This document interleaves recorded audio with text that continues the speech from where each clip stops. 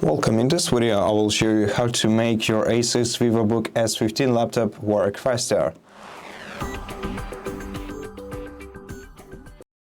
So the first way to do this is change your power mode to the performance mode. To do that, right-click the battery icon on your taskbar, then go to Power and Sleep settings.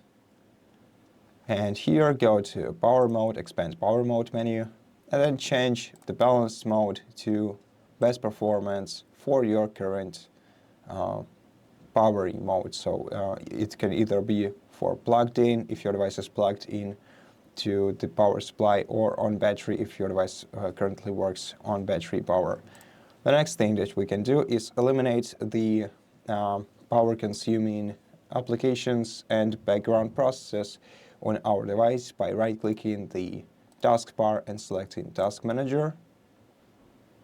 Now here, find the applications that use up the most CPU or memory on your device, and if these are not some pre-installed applications, system applications, but something you don't really need to currently on your device, for example Microsoft Edge doesn't need to be turned on all the time, so we can right-click Microsoft Edge and select End Task to prevent it from consuming our memory and CPU.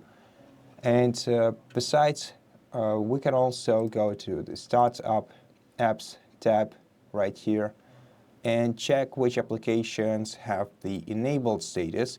These apps will turn on along with our PC. Now for me, I can see that all of these applications are pretty much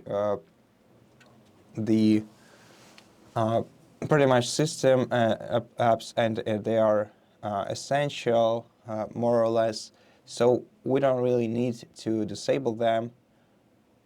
But if you have some applications like messengers or maybe game launchers with enabled status next to them, to disable such applications, start up with your device, right-click this app and select Disable. And this way, you will not only speed up your startup process, but you will also make it one less app running in the background during your laptop's usage. And besides, also, when you are using browser, do not leave your tabs open, even if they are empty. Empty tabs also use up your device's RAM memory. And if we go back to Task Manager and check the Performance tab, we'll be able to see how much opened tabs affect the RAM memory, even if they are empty, pretty much, because in some browsers, just like this one, we see the news and stuff on new pages. And if we go to Processes section and check how much RAM memory Microsoft Edge is consuming, we can see that it's almost 2 GB of RAM memory. So always close unused tabs in your web browser. And now for more specific speed up actions, you're gonna need to open the MyASUS application. It is pre-installed on your computer, and you should be able to find it in your All Applications list in the Start menu. However, if you do not see it here, you can download this app from the Microsoft Store. So just go to the Microsoft Store and find MyASUS application in here. It is an official ASUS app made by ASUS Tech, and you can download and install it from here. Now then you're gonna have to open this app, and here we'll be able to speed up our PC by going to Device Settings. Now in Device Settings, select Power and Performance tab. Then here we can adjust the battery care mode, but this is not important for our device's performance. But in the fan profile, we can actually adjust the fan speed to match better